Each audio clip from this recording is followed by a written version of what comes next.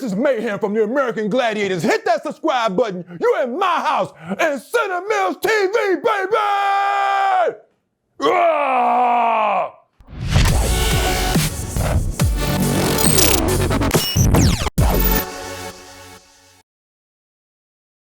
We got William Romeo, man. Yeah. Thank you for coming through, big Thanks dog. for having me, man. Thank you so much. Man, a lot of our audience might remember you as Mayhem from American Gladiators. Well, I sure hope so.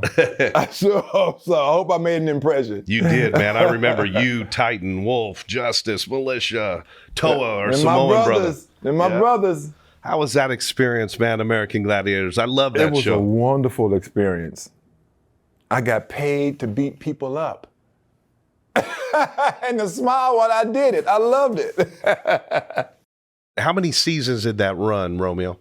It was only one season in that run. It was 2 seasons in that run. I had a rotator cuff problem for that second season. I couldn't do the rings or anything, so I had to sit it out for a little bit. Oh, did you? Yeah. Yeah, and then the third season didn't happen. I heard a lot of guys had injuries, and they kind of hid those from We production. hid those a little bit, man, you know. Yeah, a lot of us were hurt. We just wouldn't, you know, if you say something, it's like, okay, well, go bring in the alternate. No, we're fine, we can do it. Man, when you're a warrior, man, we're gladiators. Right.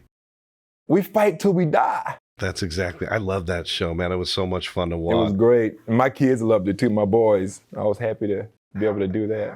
How many guys did you have to beat to try out for that show? Okay, for the tryout for Gladiators I was told from the producer, it was 10,000 men and 7,500 women. And they went Chicago, New York, they went to Atlanta, they went everywhere. And only 6 of us made it. Wow, that's insane, man. Oh, crazy insane, man, crazy. That is quite remarkable to make it out of 10,000 guys. And you and Justice were 2 of the biggest guys. What did you stand, what, 6'6"? I'm 6'6". I was 6'6". I was 6'6". I am 6'6". I was 240 on the show. The show was 2008. I was 240 on the show. I'm 220 now. Right. And I can't believe you're 59 years old, bro. 59, November the 12th, man. Yes, sir. Yes, sir. Still jacked, still looking young. Got to have it, man. Thank you. How do you feel, Romeo? You feel good? I feel happy. Yeah. Yeah. Now, you were born in Houston, Texas, and when you were growing up, I know you mentioned that you pretty much had to fight your way out of the hood all day long, man. I mean, have you always been a martial artist, a fighter? I've always been a martial artist fighter. Well, not always. Man, back in the day, it's kind of touching, but what made me get into it, you know, my mom was married to a Baptist preacher who was abusive, and I remember one day I was outside, 1974. I was 10 years old. I was outside, and we heard this woman screaming, coming down. She had all white. Had a white bra and blood everywhere. And so me and all my friends at the time, we didn't know. We thought it was like somebody that was joking around. So we were all laughing and laughing and laughing like, oh, who is this woman? And I'm looking, I'm like, I said, whoa, that's my mom. Man, I booked it because we didn't have cell phones back then. I ran to the 7-Eleven, put in my dime, called 911, got an ambulance over there and everything. And to come and they took her to the hospital and everything. I mean, her nose was all busted up and everything. And ever since that day, it's funny. A few days later is when I saw Bruce Lee, Chinese Connection. I started taking martial arts then because I said when I become a teenager, I'm gonna turn back, I'm gonna come back and I'm gonna beat your ass. Was that your biological father? No. Okay. No, stepfather. No, my real father was super cool. Isn't that weird that a Baptist preacher would be an abusive guy and bloody up your mother? I mean, it just doesn't make sense. Yeah, blooded up, man. I started taking martial arts. Ever since then, I bought all the Jeet Kune Do books, everything I can find on Bruce Lee, and trained my butt off. And that's basically the way I am right now today as Mayhem, because I was always a wildcat back then. So that's how I pretty much started, man, not wanting to see men beat on women. Now, when you were in Houston, did you ever think you'd become a movie actor and be in all these cool commercials and stuff? it was instilled. It was always in my heart. I remember being 5 years old, and I remember going to visit my father, because my grandmother, grandfather, and uncle raised me. My uncle was my family, was like my father figure. So I would go and visit my grandmother and my other grandmother and my father on the weekends. And my mom would come over and she would make me come downstairs and dance in front of all the company to Michael Jackson, ABC, and Dancing Machine. And I would go down there and dance because my mom dated B.B. King for a little bit. Wow. So B.B. King would come over to my grandmother's house, play the piano, and that's what got me into playing piano. Him and my uncle would play the piano together, and then I started playing piano by ear. That's how I got into the music business. And then your thirst for entertainment came by being the entertainment in the household, right? You were the... I used to dance. I remember my uncle used to run clubs in Houston. I used to dance and open up for the OJs, the Temptations. I mean, all the old boys, man. I was a teenager back then. Wow. And I would dance on stage in front of everybody, and I just got all, and it just stuck with me. Entertainment. It was Bruce Lee, Jackson 5. Right. I was like, okay, I want to be that, and I want to be that. TV was good back then, right? Things on TV today, I don't watch too much TV now, but. When did you get out to LA and start your movie career, your acting career? I left Houston in 1998 and moved to Vegas, stayed in Vegas for a year. I became Raw. As a matter of fact, I auditioned for a commercial for the Luxor as Raw, and I became Raw. I was like the sun god. How cool! And is that was that? a big national commercial. And then we moved to Woodland Hills in 1999, and then that's when I started going out auditions and doing commercials And I'll never forget you in that Burger King commercial, the helping hands commercial. That was great. I was sweating like a dog on that commercial, man. That was great. Now, back then, was the payouts going on for commercials, or did they offer residuals if you landed a big commercial? Both. You make money, for the day, and overtime. If there was overtime, then you get residuals. Nice residuals. Let me express that one. Now, I'm looking at your shirt, and you were Prophet. I'm Prophet. Call of Duty. Right? Yes, Call of Duty Black Ops 4. And I remember that effigy, man, at a GameStop. They had a big standee of you there. Now, from my understanding, there was some controversy with that. You weren't really compensated what you were duly deserved, because that franchise has done billions of dollars now. And they used your likeliness to sell that product. Yeah, that's the life, man. That's the life of Hollywood. You sign your papers, you don't know what it is, you're just happy to have a job, and then the next thing you know, your billboard's up in Times Square. It's like, whoa, wait, that's me. I'm very proud of it. So, even if, I could still make something happen from this. What's your advice to young guys coming into Hollywood? Obviously don't sign what they put in front of you, but how do you negotiate when there's 20 guys behind you wanting that job? Well, hopefully you worked your butt off and an agent will pick you up, because you really can't make it in Hollywood without an agent or a manager. You need somebody who knows somebody. Right. So work on your craft. Work on your craft and get a good blood, agent. sweat, and tears, and then come over here and audition and get it. Yeah. You still have actors right now today that still audition.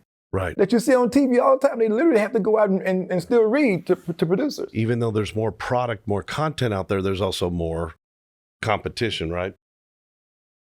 It's not, everybody's different. And there's an audience for everybody. So I hope there's an audience for me. No, absolutely, man.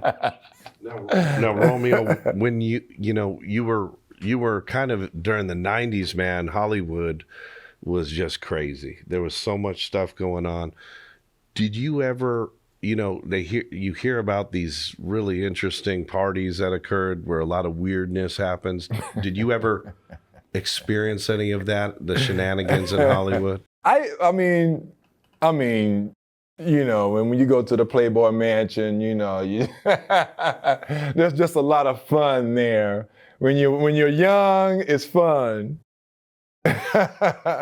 Do you think there's like an Illuminati in Hollywood where you have to kind of compromise what you normally wouldn't to get ahead in this town? I don't know. I don't know. Yeah. I don't really know much about that. Yeah. Yeah. Okay. Good. No, that's good to hear. A lot of people say that, there's a lot of weirdness that occurs that you have to compromise. The world is weird. Yeah. Yeah. So, it really is highly weird. It's okay. Right. It's okay. At the end of the day, get your money, keep your head clean. Yeah. Speaking of keeping clean, you mentioned to me that a lot of the American gladiators had to do steroids, man. They had to juice up. Well, I did a cycle. I don't know about everybody else, but everybody else, I didn't know anybody. This was my first time meeting everybody. So I didn't know everybody, but myself, I did a couple cycles, which was a very big mistake. Messed up some internal organs, but I'm back together now. Now you look great, back man. in peace, Yeah. What'd you do? Did you do like the DECA and the? I did DECA and I did Winstrol V. Mm-hmm. And trust me, you got to have a doctor. Yeah. If you're gonna do that, have a doctor. And you were doing it. And then I was like, a doctor for what? I don't need a doctor. I know what I'm doing. Dumb. I know what I'm doing. And then you go get checked, and then they say, your liver, your kidneys, your heart. What? It was a big thing in the 90s, bro. Everybody. A lot of people are suffering from it too right now. I thank God that I did not. I was able, thank God I'll be 59 next month. I hope to see it, and I feel good. Yeah. That I got off of it when I did. Do you remember Kevin Levrone? Yes. I bumped into him. He looks great. He's I'm not a big fan. Yeah. He looks good. Dorian Yates seemed to have a soft landing, but No, and you know who I feel? And I love him to death, man. For another Texas boy, it was Ronnie Coleman. I sure hate to see Ronnie Coleman. I hate to see him how that happened to him. I saw him out in Columbus, Ohio, and he was in a wheelchair, and it broke my heart because he was one of my favorite guys, man, back in the day. Me too, man. So, but God bless him. He's still kicking it. He's pushing people. Good for him. He's still kicking it. So you've got, the royalty checks are still coming in. Got some royalty checks coming in. Surviving from the royalty check. That's nice, man. And you mentioned you're really training heavily. Still you're almost 60, and you look great, man. And thank you, sir. And you're training out, and you're between Mobile, Alabama, and ATL. Is that? And ATL, yeah. Because there are still some people out there that in Atlanta that allow you to work without sticking yourself with the jab. I'm just saying. You're talking about the COVID vaccine? The COVID vaccine. It's kind of hard. A lot of actors had to sit it out. A lot of big productions, if you don't have the jab, they won't let you work. And I'm just hoping that everything passes, and because it's kind of scary for me to put something in my body that I don't know what's in it. Right.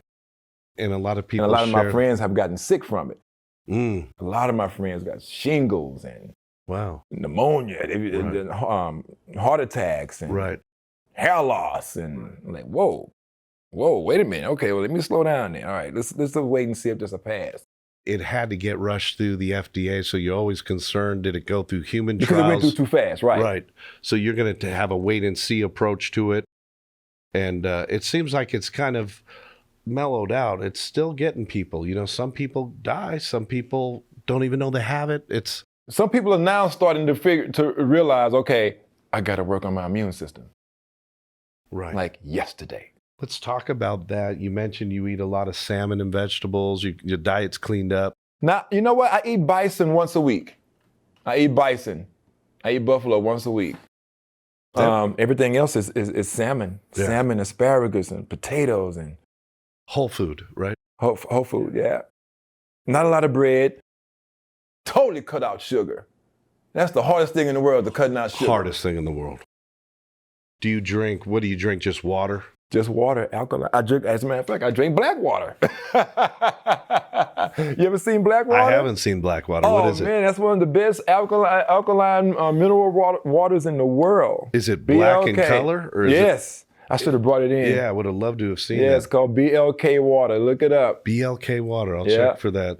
And is that it's It's literally 9.0. and it's black. It's 8.0. It's sorry, not 8.0. clear. It's black. Yeah, it's the minerals from the ground. It's actual minerals, all natural. You're kidding. These two women who came up with it, their mother had breast cancer, I read, and that's when they came up with, because accolades of them, it kills a lot of cancer cells. Wow, I gotta look. I've heard, you know what I've seen recently is charcoal toothpaste that's black. Yeah. And then you brush I it just in. got some. I haven't used it yet. Yeah, let me know how that is. Okay, man. yeah. But yeah, I've never heard of that black water. I'll look for that. BLK water. Yeah, just a lot of water, man. And, you know, I drink cranberry juice, you know, straight cranberry juice, not the one with the sugar in it, Mm-hmm. you know, for your urinary tract. Sugar's the killer, right? It's the killer. It'll take you down. Someone mentioned it's like food for cancer. It's totally, it'll take you down, man. So if y'all are on it, get off of it. Right. You know, recently what's really come into controversy is this Kanye West interview on Drink Champs.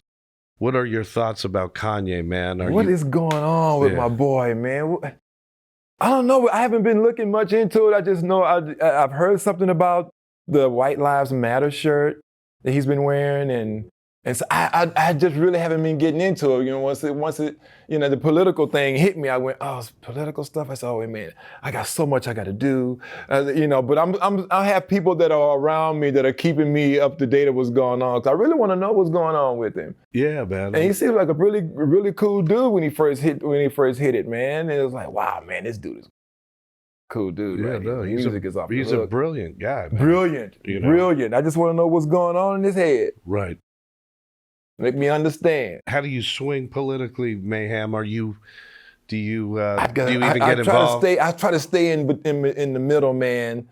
You know, me being a '60s baby, you know, born into all of that hate, you know, because segregation wasn't over to 1968. I was born in '63. Wow. So I'm seeing all this stuff like, wow, man, are we going backwards? What are we doing? Yeah, that's what I was saying. Republicans fighting Democrats fighting Republicans. What y'all fighting? What? Why? I thought we were supposed to be an example to our country, be an example and show love and peace, and let's try to work it out. Let's try to compromise. But everybody's fighting. So if you're going to be a leader, example. Yeah. The world's watching you. What's the pulse in the South? You know, how do you feel? Like, do you feel we've racially healed in the South, or is there still that? You know, it's funny, man. I'm glad you brought that up, because when I'm out in Alabama and Louisiana, it's still separate. Blacks on one side, whites on one side. Blacks do things. I may have seen maybe two in Mobile, maybe two mixed couples. Now that whole, I'm like. So it's still kind of weird out there with the It feels segregated. Yeah. I mean, but you know, Southern people are nice. There's a lot of nice Southern people, but there's a lot of mean people too, you know, all over the world. But you know, but the South just has that feel, like, oh man, I still feel that tension. I still feel that. Yeah. I was out in It's Louisiana. that energy over there. It's like it's a little different than LA, isn't it? Yeah. a little different, man. But you get to carry your guns over there. And that's an equalizer, right? And you can't carry your guns here. Over there, it's like, protect yourself at all times. People are sweeter in the South. Did you find it kind of a culture shock how mean people are in LA? They cut you off. You know, everyone's like, you know, rush to get somewhere. Maybe it's the pollution. I don't know. Maybe it's the economy. It's everything, man. People are just touchy right now. Yeah. So that's why I'm out there trying to touch everybody, make them feel better, try to give them hope. I want to give everybody hope. Yeah. You know, I want to make California great again. That's right. No, you have a personality, Romeo, that lightens up a room, man. Everyone that meets you loves you, bro. And thank you. You've always kept a positive feel about you, and you've had a great career, man.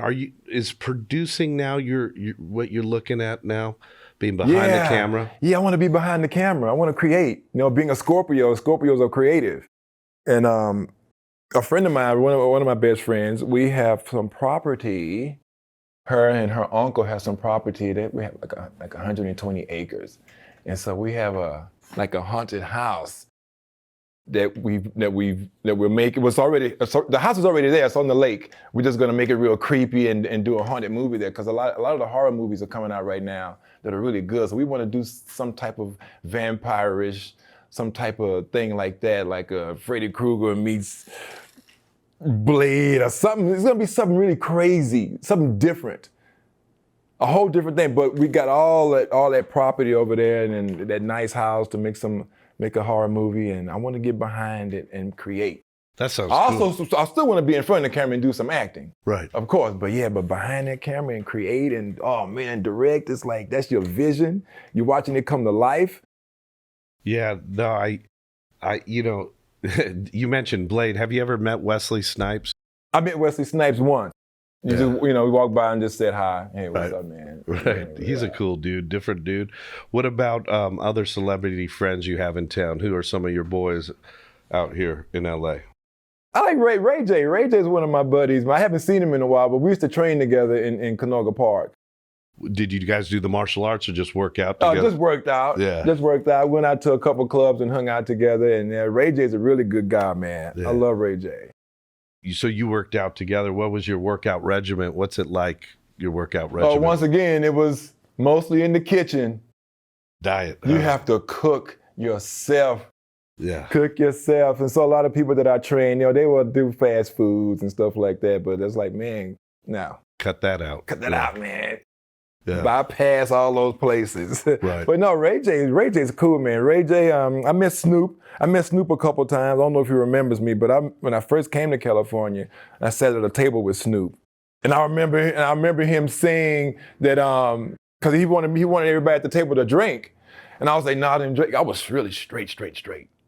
I mean, I didn't drink. I didn't do anything, man. I was like, I came to California jacked and ready to go.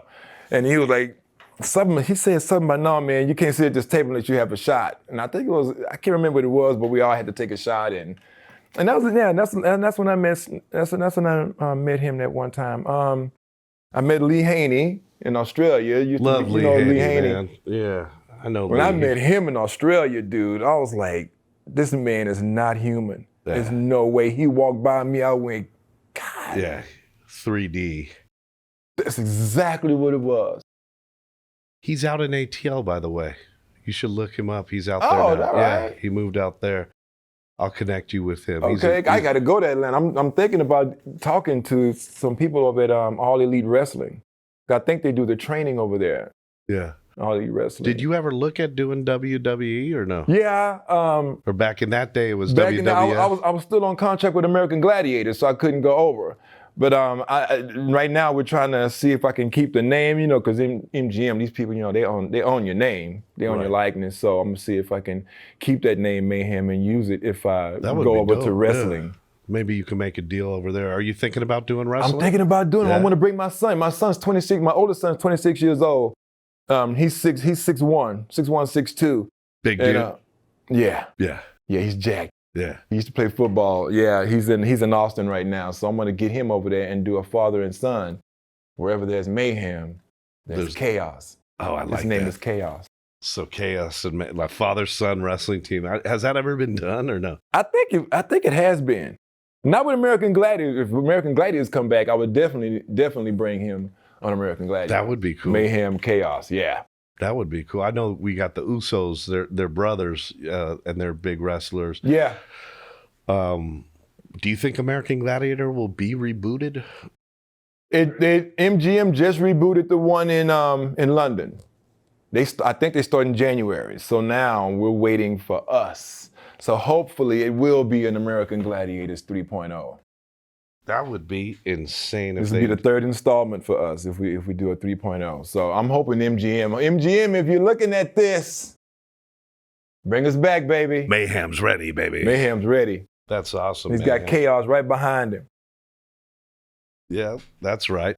Do you still interact with your fans? Do you have an IG or a Facebook or anything? Yeah, I still interact with fans. Yeah, a lot of my fans have come from, believe it or not, come from a TV show I did called Henry Danger.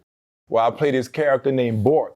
And that was the #1 Nickelodeon show in the world. It was so good. That's why a lot of my fans, but yeah, it's, you know what? I just changed my Instagram name. What is it? You have to then? look it up and tell me what it is. I just changed it. I think it's William Romeo _official. I just changed it. Producer just handed that to me. Yep, it's William Romeo _official. And I'm checking it out. You're eating, you're doing martial arts, you're working out. Man, what a cool career you've had and continue to have, Mayhem. Thank you. It feels great. Yeah, I followed my dream, man. That's right. As a kid, I followed my dream. I always thought I was a superhero. And when I moved out here, I just realized I became everything I said I was gonna be. From Raw to Neptune to Mayhem to Bork, all these superhero characters that I got in my life. Prophet. I want to see you in the next Black Panther, bro. I wish. Can we get you in there? I wish, man. Whenever they stop, you got to get yourself fixed for some of these movies. I'm not ready for that yet. That's right. I'm gonna stay natural, man. I'm gonna stay natural. Right on, man. But that's why I'm saying, man. That's why we got property. We can make our own movies. That's it. We don't have to wait on Hollywood now. I got some money saved up, and good for you, man. We can produce our own movies So we'll look for that. So we'll have a Black Panther type thing coming out, but it's gonna be much different. Let's do it, dude. I'm ready, man. 6'6", 220 is ready to roll. That's right, baby. Mayhem, thank you for coming through today, bro. Thank you for having me, man. I gotta come back again, though. You promise? Because we got a lot more to talk about. Let's do it, man. We didn't do enough. I gotta do more. We're bringing you back, bro. Thank you. Thanks, Mayhem. Appreciate you.